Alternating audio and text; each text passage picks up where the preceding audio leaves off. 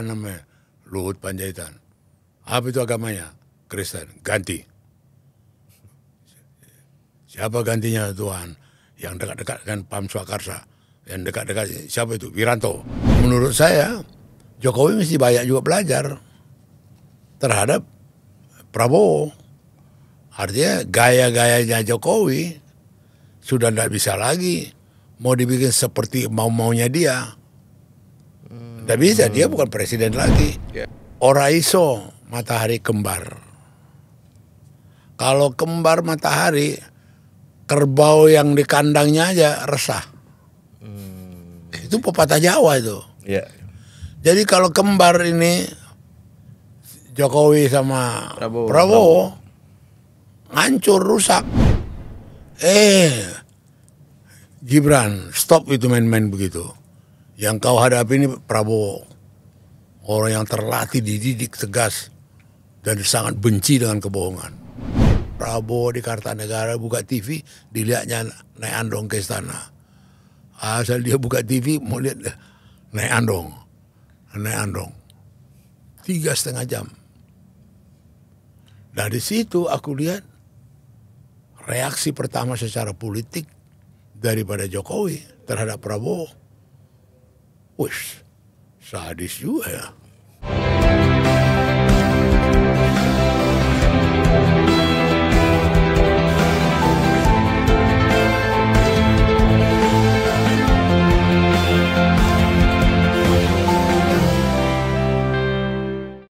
Jumpa lagi di podcast Keadilan TV.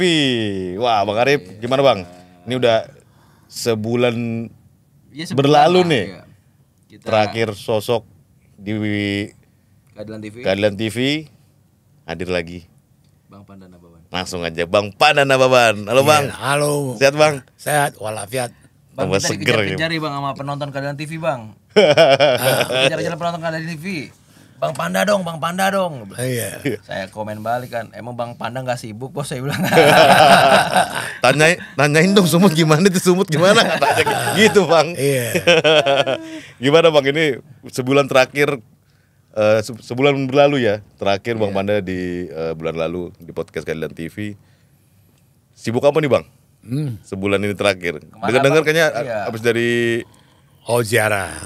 Ziarah. Udah lama, Januari lalu dulu. Terakhir, ini baru ziarah lagi. Berarti ke Siborong-borong ya Bang? Iya. Siborong-borong. Dan kemudian apa itu di makam itu Ya. ada foto yang digrafir Oke. waktu Jokowi ziarah. Waktu Jokowi Jaro. Wah, menarik. Jadi fotonya Jokowi ada sama istrinya. Oh, masih dipasang Bang? Dipasang. Ya namanya itu kekeluargaan, kemanusiaan. Aku kira udah dicopot-copotin Bang. Nggak. Bagus, berwarna. Iya. Oh, berarti habis dari Jara ke sana Siborong-borong. Iya. Terus ke seputaran Medan nggak Bang? Enggak, Sumut nih Bang? Enggak. Oh, kirain lagi. Aku kira ngurus pilkada Bang. Udah ada yang ngurus itu. Udah ada yang ngurus. Ada timnya, siapa? Adian. Ada timnya siapa? Udah ada yang apa itu. Ya kan lawannya berat Bang, menantu presiden. Bobi Nasution kan. Aku Ya, kira Abang turun gunung kan. Kalau soal berat itu kan semua berat lah. Jadi Emang Bobi berat Bang menurut Abang? enggak apanya? Bobi Nasution di Medan Bang menurut Abang lawan yang cukup berat? Menurut analisa Bang Panda? Ya berat kalau dikerahkan tentara, dikerahkan polisi, dikerahkan pegawai negeri. Iya berat lah gitu loh. Tapi kalau free fight tanpa diintervensi sama aparat, game. Menurut informasi kan Golkar udah mengusung ya, Bobi ya Bang ya. Nah menurut Bang Panda sebagai senior PDIP, persiapan Bung Adian lah sebagai ketua tim pemenangan pilkada ini gimana Bang sejauh ini Bang? Persiapannya bagus. Jadi tidak hanya Sumatera Utara, seluruh nasional. Itu secara sistematis sekarang itu ada tahapan-tahapan yang diapakan. Teknik kampanye, teknik ini, konsolidasi ini berdasarkan pengalaman-pengalaman yang sudah pernah dilalui. Dan sekarang betul-betul profesional di tempat di sekolah partai. dari seluruh Indonesia. Bikin SWOT begitu ya Bang? Macam-macam itu betul-betul kebetulan yang melatih itu junior saya yang di partai, yang melatih itu yang udah kawakan-kawakan. Gitu loh. Ya salah satu pelatihnya Bang Putra juga Bang ya, melatih juga ya. Iya, Bang Putra, ya? dia ikut juga. Sekolah partai itu. Iya. Jadi betul-betul persiapannya profesional betul. Nah kalau persiapan profesional kira-kira ada tambahan dari Bang Panda nggak ke junior-junior, termasuk Bang Putra mungkin titipan-titipan masukan untuk persiapan udah ini. jago-jago semua tuh. Udah jago-jago. Ya, jangan sampai ini Bang, jangan sampai Pilpres kemarin kan Abang terkejut-kejut kan, terkaget-kaget kan dengan belokan-belokan Pak Jokowi kan. Jangan sampai yang terjadi lagi di PDI. Udah mancing Jokowi itu mau kita korek-korek lagi nih Bang Arif nih. Ya, gimana Bang Arif nih? Iya Bang, jadi ini sebenarnya gimana ya saya menanyakan. Kita semua kan sebenarnya senang Bang ya. Ada dua tokoh, bahkan kalau bisa semua tokoh bangsa Indonesia ini bersatu kan senang kita Bang. Oh iya dong. Iya kan. Nah, dalam konteks hari ini ada Pak Jokowi, ada Pak Prabowo, ada Bu Mega dan sebagainya lah, Pak SBY. Kalau guyub rukun bareng-bareng itu senang banget Bang. Tapi tetap aja berita-berita miring dari pengamat dan sebagainya juga mengatakan bahwa dalam konteks Pak Jokowi dan Pak Prabowo itu tidak bisa dilihat dari hari ini aja Bang. Betul. Kalau kita flashback dari 2014, wah kayaknya beda jauh gitu dengan hari ini Bang. Aku nggak bisa ngebayangin Bu Mega dengan Pak Jokowi ini sebagai bridging ya Bang ya. Bu Mega dan Pak Jokowi yang dilandasi dengan trust, kejujuran dan sebagainya. Mereka berteman pada awalnya, itu bisa pekong. Ya. Hari ini Pak Prabowo itu kan pertemanannya kan didasari dengan saling ejek, saling hina di 2014, di 2019 kita masih lihat. Gimana menurut Abang Bang? Tadi ya di awal tadi yang kau sebut bahwa keinginan kita itu ada satu kerukunan, keinginan kita ada kesatuan. Tapi apapun kerukunan, apapun kesatuan itu ada etika, ada moral yang dipegang. Iya. Bukan kesatuan yang munafik, bukan kesatuan yang taktis. Iya Bang. Begitu loh. Artinya ada kepentingan bersama, ada ini, ya udah kita satu. Bukan ke situ yang mau diinikan. Nah kembali lagi sebenarnya saya melihat ini fokus sekarang kepada mereka berdua, antara Jokowi dengan Prabowo. Iya. Gitu loh. Fokus kepada mereka berdua dalam arti kata bagaimana Jokowi mengakhiri masa kepresidenannya dan kemudian bagaimana Prabowo memulai kepresidenannya. Ya. Sekarang perhatian bangsa, denyut jantung bangsa melihat ke situ. Gitu, bagaimana itu mau dilaksanakan. Nah, dalam banyak hal saya pikir di sini juga artinya menurut saya Jokowi mesti banyak juga belajar terhadap Prabowo. Artinya gaya-gayanya Jokowi sudah tidak bisa lagi mau dibikin seperti mau-maunya dia.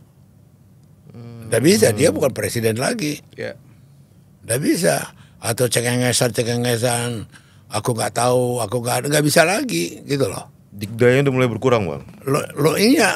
Ini bukan secara alamiah, secara atur apanya juga sudah ini mau nggak mau satu.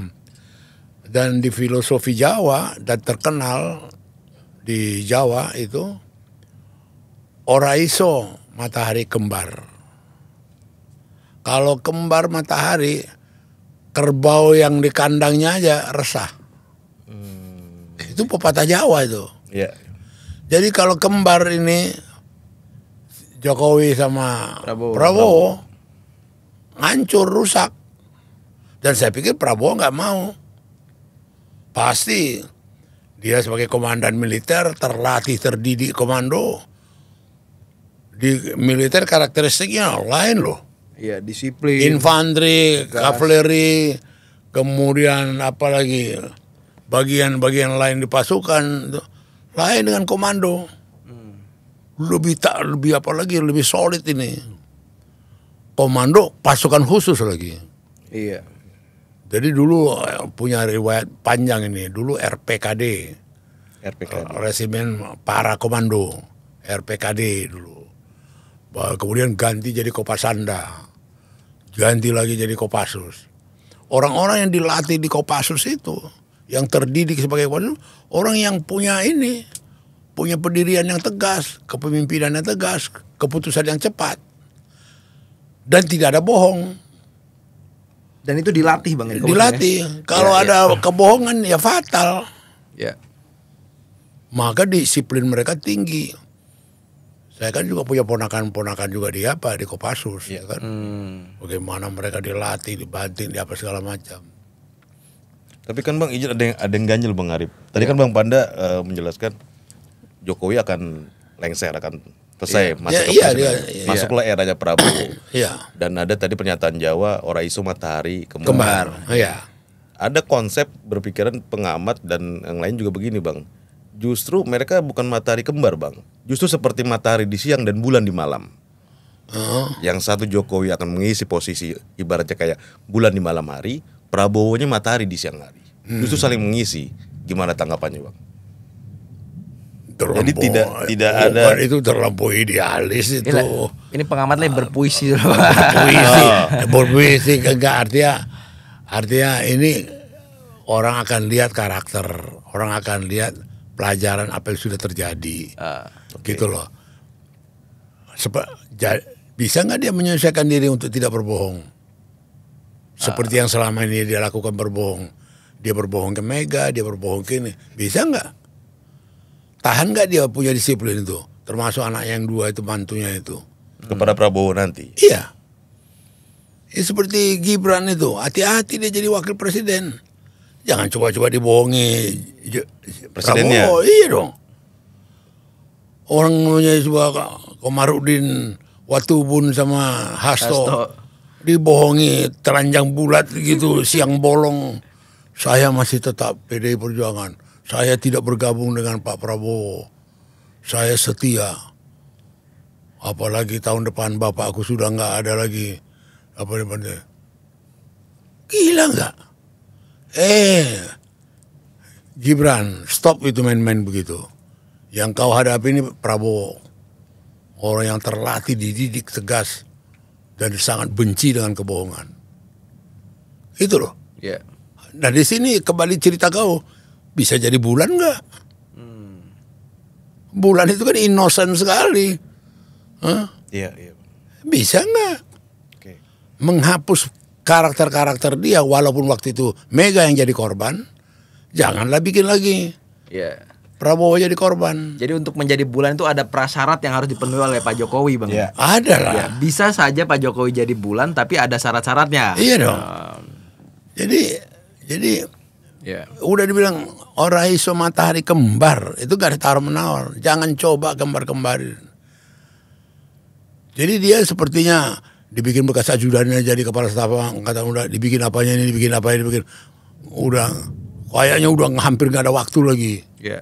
Dipersiapkan ini, nggak bisa. Karena bukan zamannya, karena timingnya, waktunya, dia harus menahan diri, mundur dari semua kepentingan interest dia. Iya. Ikhlas nggak, pasrah nggak, Iya. meneko-neko nggak.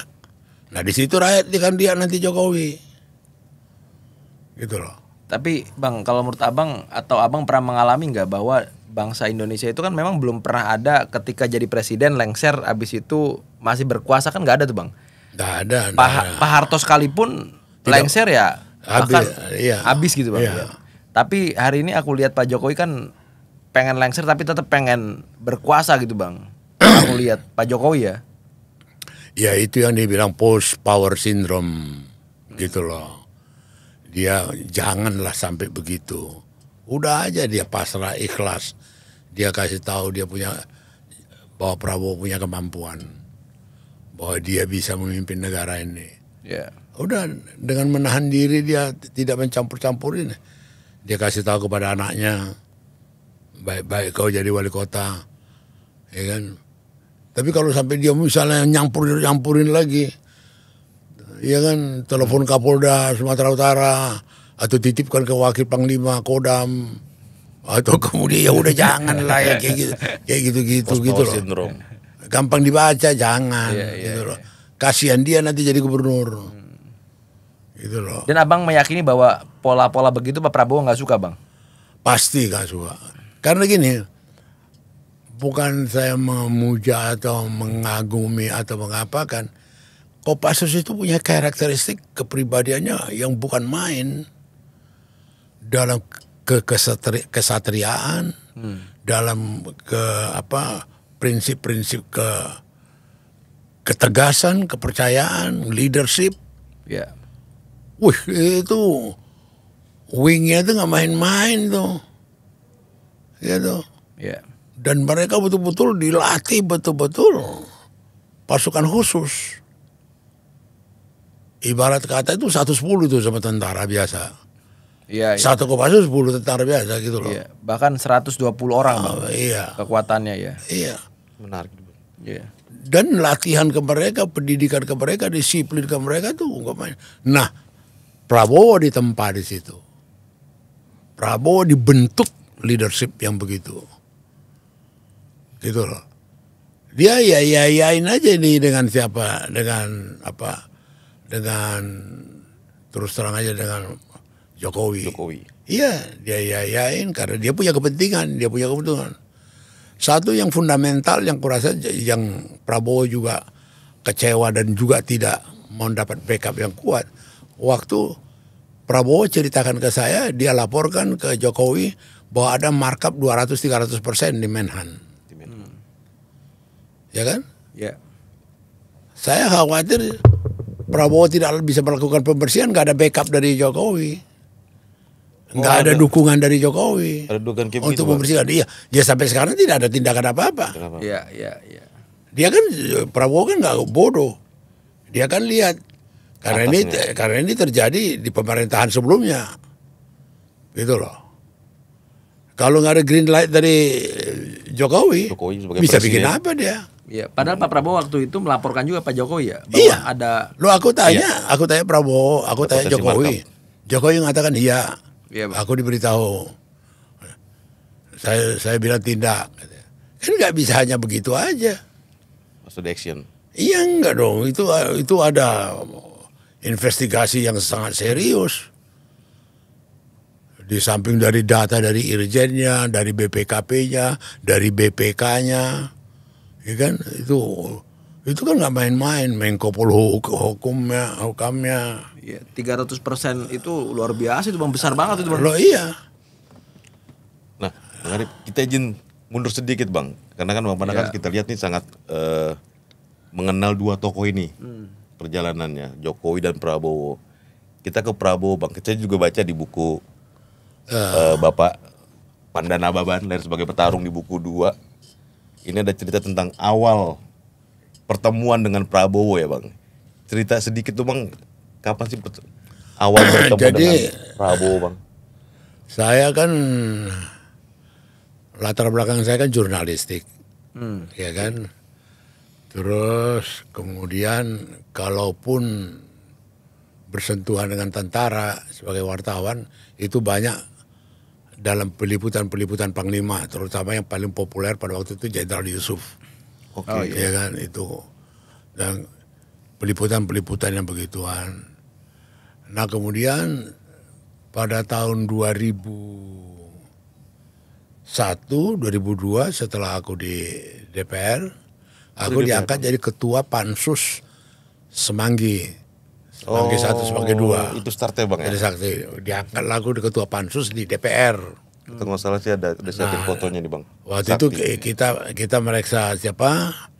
Wiranto, kita meriksa juga Syafri Samsudin, kita juga meriksa siapa? Prabowo dan segala macam.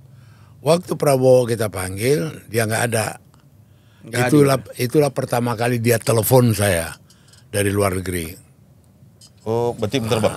Saat Abang jadi ketua Pansus mengurus yang kasus Trisakti dan Semanggi, memanggil atau memanggil jenderal-jenderal ini, termasuk Prabowo. Iya. Kapolda juga kita panggil, Kapolri kita panggil. Oh itulah sejarah pertama. Iya, itu kemudian kita panggil.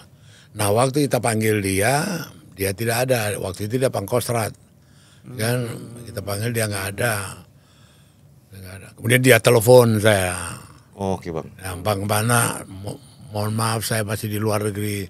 Kalau boleh pemanggilan saya minggu depan, minta izin. Oh iya, Mas Prabowo ya minggu depan. Itulah pertama bang ya, Itu komunikasi pertama ya. kali. Padahal abang tahu ada nama Prabowo, Pak Prabowo juga tahu ada nama abang ya. Oh iya, dia tahu saya ketua, dia tahu Ketua ketua, Pansus. ketua Pansus. Oh. Karena itu diikuti institusi militer juga acara itu. Iya. Wah berkerumun tuh ngeliat menyaksikan itu. Nah kemudian yang kedua kali aku berkenalan dengan dia, bersentuhan dengan dia, waktu 2003 waktu adiknya Hasim ditahan. Ditahan kasus BLBI kalau nggak salah. Oh iya. Jadi ada dua orang yang saya hormati, saya dekat dengan aku, yang namanya Taufik Kimas, suaminya Megawati, Iya. dan kemudian Luhut Panjaitan. Mereka minta ke saya supaya aku mengurusi Hasim bisa keluar dari tahanan, gitu loh. Terus kemudian saya bilang sama Luhut, saya belum begitu kenal dengan Prabowo. Oh, oke. Saya belum begitu kenal dengan Ya. Prabowo. Ya, biarlah dia jelasin ke saya langsung. Oh iya, nanti kita atur, Pan. Gitu loh. Aku waktu itu periode itu sebelum zaman itu masih Pan, Luhut, Pan masih begitu gitu. Udah tandem lah, Bang. Iya, Pan, gitu kan. Siap bang. Nanti aku kan 3 tahun lebih tua dari dia. Dari si Luhut bang ya. Oke Pak Luhut. Oke. Ya kan, jadi nanti saya kenalkan. Nanti saya suruh ngadep. Kapan ada waktumu? Aku bilang aja suruh di Mandarin besok Oke. jam 2 gitu loh, di Hotel Mandarin. Hotel Mandarin. Datanglah dia sendiri waktu itu. Prabowo sendiri. Prabowo Bang? sendiri. Oke. Ngomonglah kita di coffee shopnya.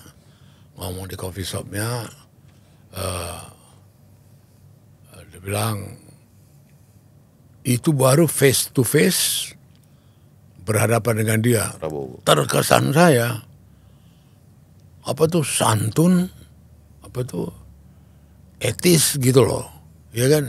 Ya dia sama aku hampir sama lah, bapaknya pendidikan Belanda, bapak aku juga pendidikan Belanda kayak gitu loh. Iya. Etikanya itu Iya. apa sekali. Gesturnya gitu bang guys. Apa betul-betul apa? Aku jadi kikuk juga. Ada ya Mas Fanda ya Bang, manggil abang dia. Ya Bang ini. Terus aku bilang, aku masih ada waktu itu ada jahil-jahilnya juga. Udah serius nggak? Karena Luhut cerita sama aku sering berkelahi nih. Luhut sering dan ribut ini. sama Prabowo. Sering ribut, sering pecah kongsi. Iya. Udah panjang aku dengar ini cerita. Tapi ngebantu juga sih Luhut. Iya makanya itu, Kalau Bang, ya. makanya saya bilang udah baik kan nggak sama Luhut. Sudah, coba telepon dulu. Suruh telepon Luhut. Terus Bang Luhut ini sekarang sama Bang Panda. Ini dikasih Prabowo ke aku handphonenya. Iya. Halo, bagaimana Luhut? Di depanku ini ada Prabowo. Udahlah Panda, kalau mau bantu-bantulah katanya. Terus jangan ngomong Batak lah sana. Mau ngomong Batak dia. Kalau bantu. Ngomong apa tuh, Bang? Apa? Bain mah di si kai botohoi apa udah tahu kau itu gitu loh. Gini. Situ gitu ya. Adalah pengertiannya gitu loh. Iya. Gitu, ngomong gitu. Aku tetap formal. Serius. Udah apanya ini kau kan gitu. Jadi di depan Prabowo keren gitu loh. Bawa aku dia saklek gitu loh. Kasih lagi punya udah. Terus ngomong, siapa pengacaramu? Hotman Paris. Oh iya. Suruhlah dia datang sekarang, saya bilang gitu. Telepon dia, aku bilang. Dipanggillah Hotman Paris. Saya bilang ke Hotman Paris, bikin suratmu penangguhan penahanan ke Jaksa Agung, nanti malam sampaikan ke rumahku. Ya, penangguhan penahanan. Untuk si Hasim ya. Bang? Untuk Hasimnya. Ya. Kan. Terus saya tanya Prabowo, kenapa kenapa mesti diurusi sampai begini? Pak Taufik ngomong, siapa ngomong, Luhut ngomong. Waduh, aku khawatir Hasim ini baru masuk Kristen. Jadi di tahanan dia sering penginjilan. Bisa nanti orang tidak senang dengan dia, ditikam dia nanti. Itu aja kekhawatiran aku. Kalau boleh Mas Panda bantulah biar cepat keluar. Jadi ada nilai urgensinya. Ya. Ya kan? iya. Kenapa mesti harus cepat dikasih keluar? Ya. Ya oke lah, saya usahakan lah. Aku bilang gitu kan. Iya. Hotman Paris datang, dikasih itu surat. Saya usahakan ya, moga-moga bisa cepat, saya bilang gitu. Iya. Nggak sampai 24 jam. Berhasil keluar. Jam 10 pagi udah keluar. Enggak semua bisa. Itu waktu itu jaksa agungnya siapa Bang ya? M.A. Rahman. M.A. Rahman 2003. Saya S2 juga. Oh, itu beliau 2021 sampai 2024 kalau nggak salah. Iya, saya S2. Enggak semua bisa bos. Itulah kali kedua Abang ketemu dengan Pak Prabowo. Oh iya. Dan iya. kali pertama itu bertatap muka Bang. Iya. Iya, betul. Terus besoknya dia datang dengan Hasim. Kenalkan ke saya Hasim. Oh. Ya kan, di telepon aku kita ketemu dengan Hasim. Aku tahu itu secara etik terima kasihnya gitu loh. Iya. Iya. Ada tas lah mau dikasih ke aku terima kasihnya. Terus saya bilang lebih bagus kasih Luhut. Nanti biar Luhut ngasih ke aku.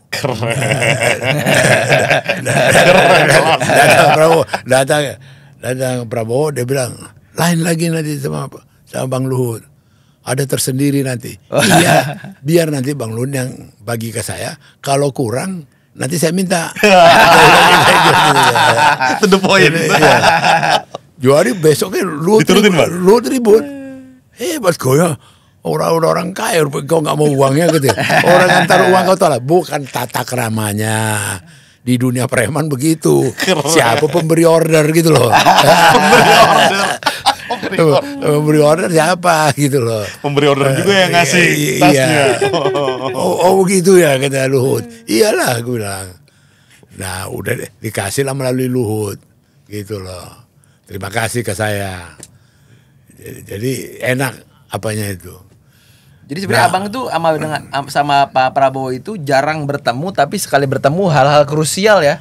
Iya. Iya kan? Setelah peristiwa 98 Mei 98 dengan suasana di Indonesia masih belum tenang, belum aman. Pada saat yang bersamaan Prabowo melanglang buana di luar negeri dan dia tinggal bersama kebetulan hubungan baiknya dengan Raja Jordania. Kemudian paspornya waktu itu sudah mati, belum diperpanjang. Satu ketika dia datang ke Singapura.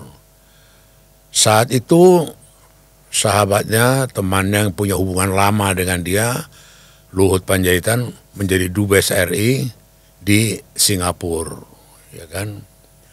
Pertemuan itu dilaporkan Luhut ke Presiden Gus Dur sama Ibu Megawati. Dan kemudian Gus Dur menugaskan dalam hal ini memberitahukan kepada juga terutama juga kepada Megawati untuk Prabowo diberikan paspor. Pada saat itu kondisi kepresidenannya Gus Dur, dia banyak memberikan delegasi kewenangan karena kondisi kesehatannya kepada Megawati sebagai Wapres. Wapres lah yang menugaskan Luhut untuk supaya Luhut memberikan paspor kepada Prabowo. Itu yang kemudian dalam satu pertemuan Mega mengatakan saya marah kepada Panglima, saya marah kepada Menteri, saya marah kepada Menko, kenapa Prabowo dibiarkan tidak mempunyai paspor sebagai warga negara. Itulah kemudian Luhut yang ditugaskan oleh Megawati untuk memberikan paspor kepada Prabowo, dan Prabowo bisa kembali dengan aman dan tenang masuk Indonesia lagi. Nah, terakhir secara intens kebetulan waktu di apa itu sempat juga ngobrol lama. Gimana, Bang? Mandarin. Oke, masih. Ya, ngobrol juga sempat lama lah. Ya. Gue bilang, Mas, ini mereka kan pasukan-pasukan yang saya kagumi, saya apain gitu loh. Artinya, gue bilang, kok sampai ke politik bagaimana? Begitu, apa dari mana? Biasanya kan jenderal-jenderal yang apa itu kan langsung merapat ke cukong-cukong. Oke. Bisnis, ya kan? Iya, Bisa Bang. ini. Iya. Nah, dia sama Luhut memang enggak ada kan menjadi orangnya Tommy Winata, ada orangnya Agua, kemudian ada orangnya Prayogo Pangestu, ada kemudian si kayak Haritanu. Itu kan biasanya kan jenderal-jenderal itu kan ke situ. Iya. Ya kan? Rapat konglomerat. Nah, Tapi untuk Prabowo dan Luhutnya berbeda, Bang? beda, nggak ada mereka diklaim. Oh. Loh, pada awal kekuasaan SBY ada juga beberapa kolega dia jenderal-jenderal yang bisnis yang mengalami kesulitan dalam arti kala relasi, hubungan, pengurusan tidak semudah dengan yang lain. Ini dialami oleh Luhut waktu dia berkali-kali minta tolong ke saya untuk bertemu dengan Purnomo Yusgiantoro. Itu Purnomo ini Menteri SDM-nya SBY. Jadi Luhut waktu itu meminta ke saya bagaimana supaya bisa bertemu dengan Purnomo. Purnomo juga dengan beberapa dalih sebenarnya mengelak untuk bisa ketemu dengan Luhut gitu loh. Jadi walaupun ini Jenderal Kopassus, ya kan, sama dengan Prabowo dalam bisnis belum tentu gampang juga, gitu loh. Jadi akhirnya apa yang saya akal-akali, saya bikinlah acara makan berdua dengan Purnomo di restoran Sumere, restoran Jepang, Grand Hyatt, dan kemudian sebelumnya saya minta Luhut standby di restoran konten ruang kaca yang ada di Grand Hyatt itu. Saya bilang tunggu di sini, aku nanti begitu kasih kode, you bergabung. Nah, sewaktu makan berdua dengan Purnomo, makan di restoran Jepang, saya kasih kode kepada Luhut supaya datang. Luhut buka pintu dan tiba-tiba wah, mohon maaf Pak Menteri, saya cari Panda, rupanya di sini. Udah Luhut silakan aja duduk. Pak Purnomo, ini saya esku, sahabat akrabku, sahabat karibku. Ini yang ku minta dulu biar ketemu dengan Pak Purnomo. Gitu. Ayo silakan, makan apa? Ayo pesanlah makan, gitu. Makan. Itulah kemudian pertemuan daripada Luhut dengan Purnomo yang lagi mengurusi tambang batu baranya di Kalimantan, proyek pabrik listriknya, dan itulah jadi juga awal dari cikal bakal bara yang sekarang terkenal corporation yang terkenal raksasa itu di bawah grup Luhut gitu loh. Nah, itulah caraku bagaimana dalam persahabatan itu membantu seorang sahabat yang kesulitan, dan kebetulan Luhut mau diatur untuk skenario bertemu dengan Purnomo di restoran Jepang itu. Jadi dari cerita-cerita yang mau saya gambarkan ini, pada periode tidak dalam kekuasaan, Prabowo termasuk Luhut juga mengalami kesulitan. Sewaktu Prabowo diwawancara oleh Mata Najwa, saat itu Prabowo mengatakan karena dia tidak berkuasa, sangat sulit untuk mendapat kredit dari bank. Ucapan Prabowo ini menyegarkan ingatan saya bagaimana pada tahun 2004 Prabowo meminta tolong ke saya supaya menghubungkan dengan Dirut Bank Mandiri, Nelu, masalah pengurusan kreditnya sebesar 100 miliar. Sebelum Prabowo menghubungi saya, memang seminggu sebelumnya Luhut juga meminta ke saya supaya saya pertemukan dengan Nelu. Menurut Luhut, dia sedang mengurusi kredit 100 miliar. Nah, rupanya di luar pengetahuan saya, rupanya dia join dengan Luhut dengan Prabowo. Nah, waktu Prabowo menghubungi saya dan saya ceritakan ke Luhut, ya sudah, kita bertiga aja ketemu dengan Nelu. Aku aturlah pertemuan di VIP room di Hotel Hilton, dan kemudian Pak Nelu saya jemput dari kantornya, dari Mandiri, aku bawalah ke Hilton. Di Hilton, Prabowo sama Luhut sudah menunggu. Saya kasih tahu, ini temanku 2 jenderal, kalau bicara sama Pak Nelu, jangan terlampau jangan terlampau ditekan atau apa. Wah enggak lah, diterima aja, kita udah terima kasih, kata Luhut. Jadi ini pertemuan yang kedua bersama aku, Luhut ketemu dengan Nelu. Saat itu mereka mengurus memperlancar permohonan kredit 100 miliar untuk take over pabrik kertas Kiani Kertas di Kalimantan, milik daripada Bob Hasan.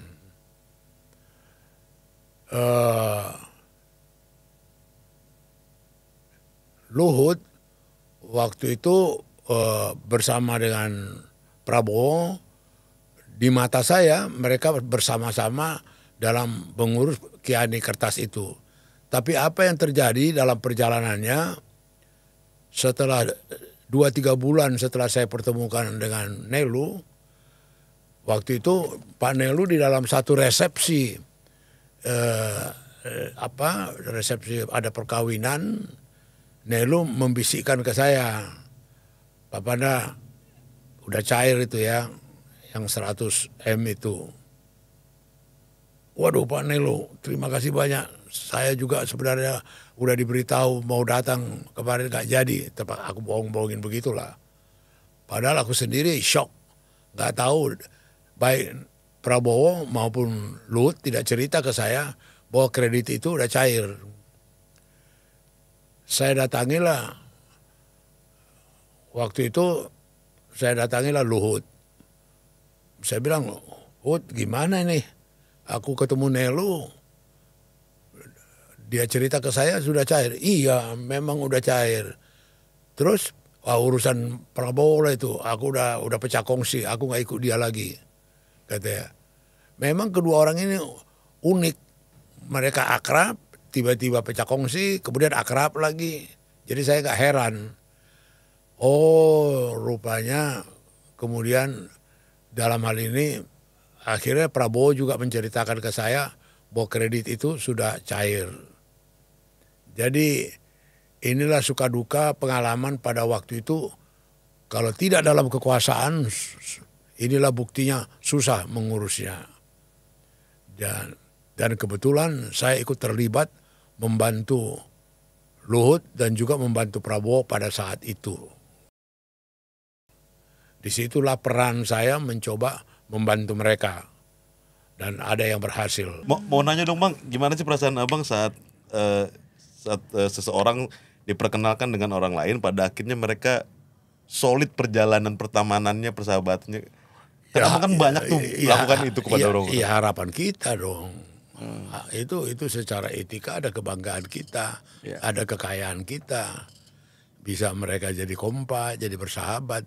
Itu juga yang terus terang aku coba rasakan nanti Prabowo sama Jokowi. Nah iya, ke situ ntar relate ya, Bang. Idealnya apa bisa begini. Tapi kok kalau kulihat dari caranya Jokowi menghadapi pertama kali Prabowo dengan Andong itu 2014. 2014. Dengan itu kulihat, waduh, kelasnya berat ini. Kita ada fotonya nih Bang. Iya kan? Tunjukin lu. Jadi Siapkan nih Bang. jadi bermula, nggak apa-apa kita ceritakan ulang lagi. Bermula dari awal Iya. sebelum pengumuman siapa pemenang jadi presiden, Luhut yang ditemani oleh anaknya DI Panjaitan, ya kan? Terus kemudian Prabowo dengan Hasim adiknya makan di Sumere, restoran Jepang, Restoran di Jepang. Grand Hyatt. Grand Hyatt. Iya Bang. Belum masuk ke dalam ruangan, Prabowo ngomong sama Luhut. Ini cerita Luhut ke saya. Bang, ngapain tukang sadu itu didukung-dukung? Mana bisa tukang ngandong jadi presiden, gitu kan? Kata Prabowo.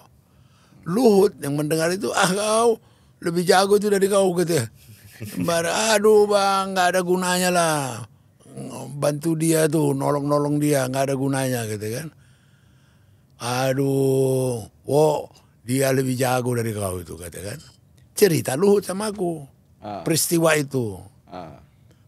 Terus 2-3 hari kemudian aku ketemu Jokowi. Rupanya Jokowi juga udah diceritakan sama Luhut. Sebelum aku, kayaknya ya sepertinya. Karena waktu aku ngomong sama Jokowi, Luhut sama Prabowo ketemu di restoran Jepang. Reaksi dia di luar dugaanku. Aku sudah suruh kirim andongnya. Dari Solo. Andong apa? Yang untuk kirap budaya, katanya kan. Itu otakku belum nyampe juga. Apa hubungannya gitu loh. Udah. Dia mau betul-betul buktikan bahwa ada andong ke istana. Maka begitu selesai pelantikan di MPR, pelantikan Presiden Jokowi, seharusnya ada skenario dibikin SBY di Istana Merdeka. Pisah sambut. Yang nggak pernah terjadi. Mau bikin tradisi baru. Range waktu kira-kira salam-salaman dan segala macam itu 1 jam lah. Nyampe lah Jokowi di Istana Merdeka. Apa yang terjadi? Dia berhenti di Bundaran HI. Dia naik andong. Naik andong lah dia. Naik andong yang artinya perhitungan protokol memapakan SBY 1 jam, dia 3,5 jam, 3,5 jam. Berputar-putar lah itu ya. Tiap-tiap simpang di Monas itu kan banyak jalan itu. Dilaluinya. Rame kalau penuh ya. Yusuf Kala udah mau udah jasnya dibuka, ini udah dasi, udah buka semua kan. Udah. Berarti ke rumah SBY nggak jadi Bang ya? Bisa sambut itu? Bisa sambut itu bukan di rumah SBY, di Istana Merdeka. Istana Merdeka. Tapi terjadi Bang ya? Sore jadinya. Molor ya? Iya sudah. 3,5 jam, 4 jam. Apa yang diharapkan?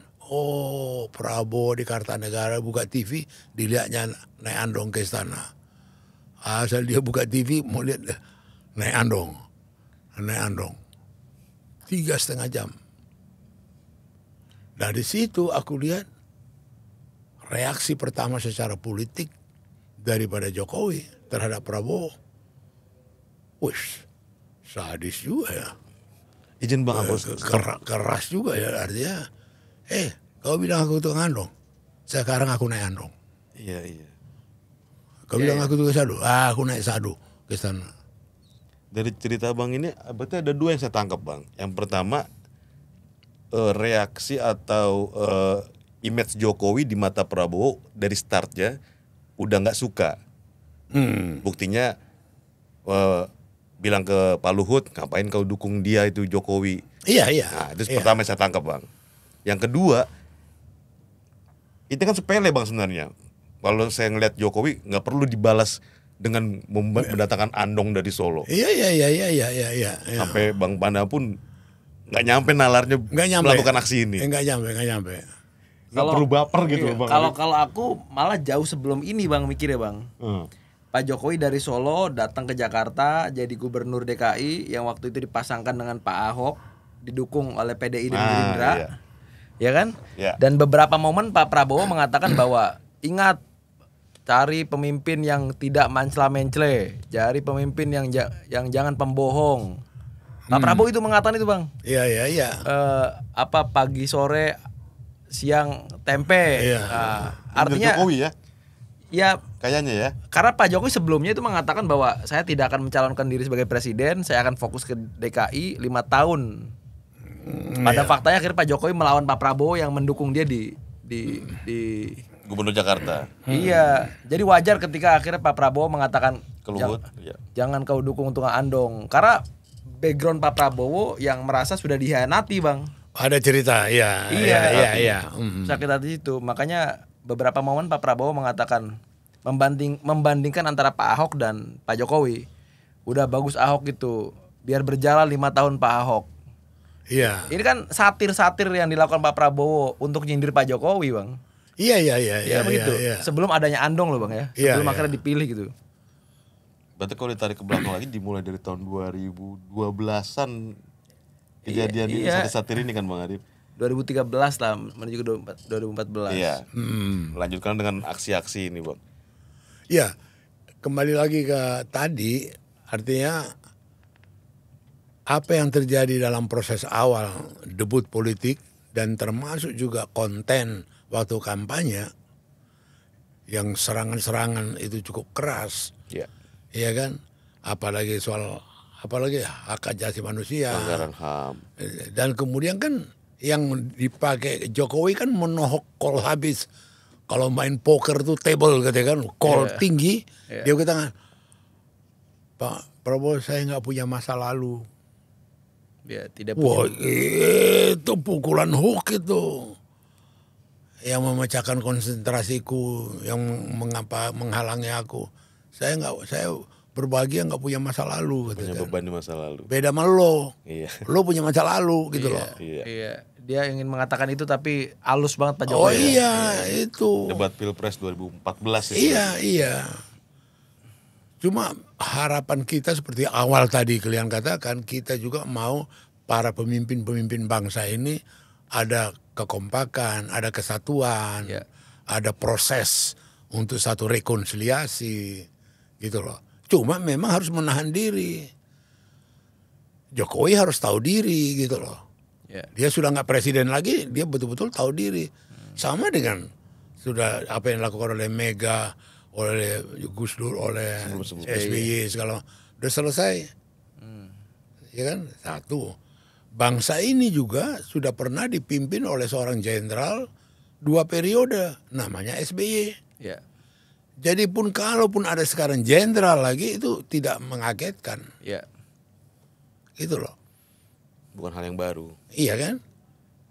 Nah ini sekarang jenderal yang satu ini dibesarkan, didoktrin dengan satu disiplin yang tinggi. Namanya Kopassus. Memang dari background kalau kita lihat belakangnya memang beda banget antara Pak Jokowi dan Pak Prabowo Bang ya. Apa? Background belakangnya itu beda banget ya. Beda. Satu populis, satu yang memang disiplin betul gitu loh. Iya. Background militer. Iya. Artinya sudah sudah ini sudah memang target. Sudah memang mereka memang dilatih di tempat disiplin yang tinggi. Jokowi berarti menurut Bang harus tahan diri, tadi saya garis bawahi, tahan diri dan juga menahan diri Bang ya. Iya dong. Jangan karena demi anaknya nanti dicampur-campur, fatal. Ada semacam satu legitimasi ke dia. Ya. Ya toh, kemudian datang dia berkunjung ke Medan, tapi sudah nggak presiden lagi. Ya. Ya kan, datang dia ke ini atau di Solo manuver-manuver, dia nggak presiden lagi, Ya. gitu loh. Tapi bukannya sah saja Bang, saya Gibran. Jika ada polisi atau kebijakan yang sekiranya saya butuh masukan, selain ke Prabowo sebagai presiden saya nanti, saya juga ke bapak saya yang mantan presiden. Loh, nggak ada masalah, nggak maksud aku itu yang saya bilang patut mematutkan diri. Gak gampang gitu loh. Paham ruang lah. Iya, nggak mudah. Dan itu bukan satu hal yang ini waduh 10 tahun nikmat ini. Dan 10 tahun tuh orang kan kata, oh rupanya dia pernah datang kepada ketua KPK Agus supaya Setnov jangan diterusin. Oh rupanya ada begini, oh rupanya ada begini. Nikmat tadi. Pak. Oh kebuka sekarang. Iya. Oh rupanya begini, oh rupanya begini. Satu-satu sekarang kebuka bang. Belum lagi soal IKN. Gitu. Di mana-mana di seluruh dunia itu ibu kota negara ini nggak ada kayak begini kesusu. Kerdorong-dorong pembentukan Canberra, membuat Den Haag di Belanda, ibu kota. Banyak contoh gitu. Tidak kayak ini buru-buru. Tidak ada yang Target 17 Agustus harus ini. Harus begini, kelihatan begini. Itu kan proses semen itu sama beton-beton itu kan butuh waktu. Risiko terlalu tinggi bang. Loh iya. Risiko terlalu tinggi. Ya, jadi gimana ya? Itu yang saya bilang tadi, harapan dan betul-betul kesadaran negarawan segala macam mengurangi beban yang diberikan kepada Prabowo. Iya. Itu baru kelihatan elegannya. Tapi aku lihat-lihat dari tadi, aku ngeliat abang masih ragu dalam arti ini berdua ini bisa bersatu gitu bang. Betul nggak asumsi saya bang bahwa abang masih ragu adanya? Bukan ragu aja, khawatir. Jadi maka waktu mereka ketemu di apa tuh Senayan, ya. FX2 itu Ya. di Senayan itu habis dari apa Kertapi. Ya, Ya, KRL. aku kan dibocorin ini, maka aku tahu itu mereka ada di situ. Ada agenda di situ. Ya kan aku dibocori dari istana lah. Papana nggak ikut ke acara ini, apa itu mereka udah berangkat ini dari apa MRT. ya, MRT. Oh iya, aku datang. Aku kan cuma pakai kaos-kaos waktu itu. Ya. Datang ke situ, terus Prabowo lihat dia lagi makan sama apa? Ya. Sama Jokowi berdua. Makan, sementara itu di apa aja ini ada Erick Thohir, ketua kampanye, kemudian ada siapa? Pramono Anung, ada Bigi, ada segala macam. Kan? Aku datang. Begitu datang, disitulah kulihat etika sopan santunnya Prabowo yang betul-betul sangat elegan dan membuat aku riku, membuat aku tersanjung. Dia tinggali lagi nyuap makanan Jokowi, lagi ngunyah makanan. Wah. Dia tinggalkan untuk mengapakan saya, menyambut saya. Dan kemudian dia memberi hormat ke saya. Memberi hormat dan kemudian, waduh Bang Bana, senang datang Bang Bana, kata dia kan. Wih, aku lebih gembira lagi. Ini kalau lihat sejarah, papanya Mas Prabowo, ini Metro, ini pasti senang dia. Bagaimana dia makin kekuatan di tanah air ini menjadi satu. Ayo aku kenalkan dulu sama presiden, kata Prabowo. Nanti aku kasih tahu sahabat lamaku, Bang Banda sahabat lamaku. Gitu. Nah ini yang bang bilang tadi. Di sini abang terkesima Prabowo ya bang ya. Iya. Diri Apanya dia? menjemput Iya. Dia tinggali dia makan, nggak dari jauh kasih kode lagi makan, gitu loh. Langsung Ini dahsyat. Iya. Nah itu dia jelasin lagu siapa. Pas lu. Karena memang ini bang ya, aku lihat kalau di TNI kan sangat menghargai senioritas bang ya. Iya itu. Karakter TNI kan begitu tuh. Jadi Lagi ngomong apa sih bang? Lagi bang. Jadi kembali ke cerita kita yang tadi nih sebelum ini tadi. Iya. Yang aku bilang kau khawatir, was-was, risau. Ya aku bilang, kalian berdua serius nggak? Aku bilang. Di sini bang ngomong gitu. Iya, kalian berdua serius nggak? Oke. Ya, ini bukan main loh, kesatuan bangsa nih. Datang Jokowi langsung dia pukul aku, langsung bisa aja kata dia kan. Enggak, ini aku mau tanya lagi, serius nggak gitu loh. Iya. Dan kayaknya pertanyaan itu masih relevan hari ini bang. Maka itu. Serius kan nih barang. Jadi aku nggak bilang lagi Pak Panda sama Pak Jokowi. Udah langsung aja kalian dua serius nggak? Gitu loh. Iya. Ini kan tahun 2019 ya. 2019. Langsung datang Jokowi, dia pukul aku ke dia ini. Kan aku tunjuk aja orang itu ini, serius nggak kalian dua? Serius yang gimana sih Bang? Maksudnya apa sih omong abang? Iya maksudnya. Pertanyakan emang ada apa? Maksudnya jangan sandiwara, jangan. Gini Bang. Apa namanya? Bahkan aku juga nggak terpikir Bang, aku bakal bertanya serius atau enggak itu. Apalah yang ada di pikiran abang tuh sampai akhirnya muncul pertanyaan itu Bang. Iya, emang siapa yang pesan Dewa Bara Bang? Dua pemain. Bandi itu pemain. Dua pemain gitu loh. Iya. Karena gini Bang, izin Bang Arif juga. Iya. Ini kan rekonsiliasi kan. Iya. Yang sebelumnya mereka benar-benar gontok-gontokan di Pilpres kan. Iya. Itu yang mau saya tangkap.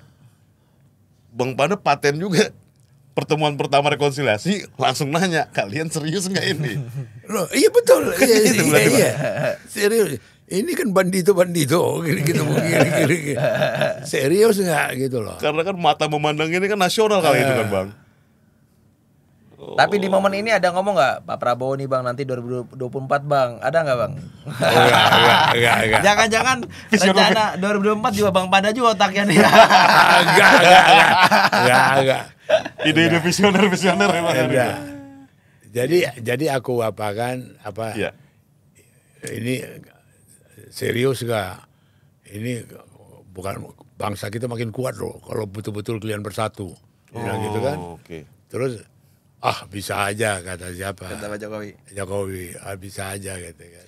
Ini kalau orang awam ngelihat video ini Bang, kesan orang awam, aku yakin nih Bang. Iya.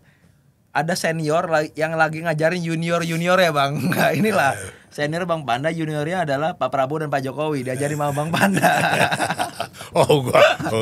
Enggak, aku nunggu. Aku nggak bilang lagi Pak Jokowi sama Pak Prabowo. Udah langsung aja kalian berdua. Berarti betul dibilang Bang Arif senior. Kayak anak didiknya tuh, kalian berdua nih serius gak sih gitu. Padahal presiden kan dan ketum partai. Dan ke masyarakat juga Bang Arif, pertanyaan Bang Panda itu yang tadi bilang kalian serius enggak, berarti kan dalam itu Bang. Berarti yang Bang Panda pikirkan itu banyak tentang ke depan nanti. Makanya Bang tanyakan di momen ini, di agenda ini, kalian serius enggak? Iya betul. Dan itu benar bilang Bang Arif relevan ke sekarang. Iya. Pertanyaan ini terulang kembali. Dan ini momen yang bersejarah. Momen yang bersejarah yang prosesnya luar biasa Bang ya. Konon katanya hanya satu-satunya orang yang bisa menyatukan Prabowo dan Pak Jokowi hanya Abang katanya Bang. Di buku Abang ada tuh tulis tuh Muldoko.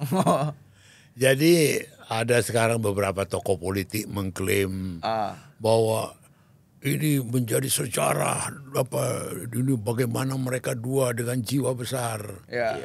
Bahwa bagaimana mereka dua dengan jiwa besar bersatu.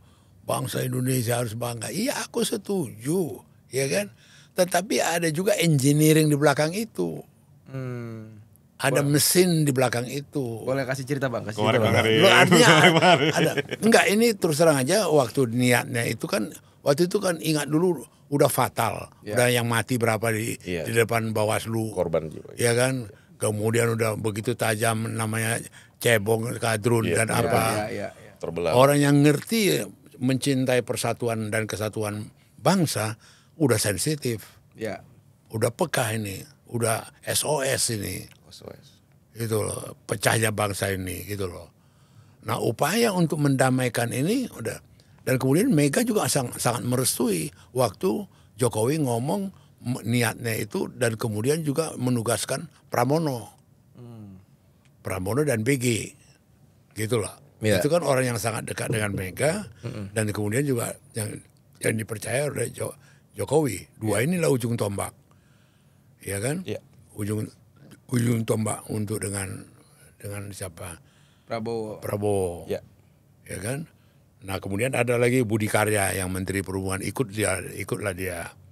Ya, di samping itu si ini karena dia si Erick Thohir. empat inilah yang otak di belakang ininya mengapa. Erik kan dekat sama Prabowo gitu loh, ya kan. Jadi otak inilah yang kemudian mengengineering membuat ini jadi gitu loh. Pertemuan ini. Ya, jadilah agenda pertemuan rekonsiliasi. itu. Dan kemudian juga betul-betul yang utama waktu itu dipikirin bagaimana kesatuan, bagaimana persatuan. Dan apa yang terjadi yang betul-betul keajaiban Tuhan. Iya bang. 1 tahun kemudian COVID. Iya pas. Bayangin itu, nggak ada persatuan-kesatuan ini masuk COVID. Bagaimana rapuhnya bangsa ini. Iya. Ngeri itu. Jadi di luar dugaan tuh. Iya. Langsung badai ke COVID. 2020 Maret. Iya. Menjelang itu, gitu loh. Andai pertemuan ini tidak terjadi kala itu di 2019 bang, terus kita menghadapi COVID, mungkin banyak pemerintahan goyah kali bang, atau gimana iya, gitu ya? rapuh lah. Dalam menghadapi, Iya, dalam menghadapi. rapuh. Iya. Terlebih waktu itu kan perbedaannya tipis aja bang, Pak Jokowi menang itu kan. Iya.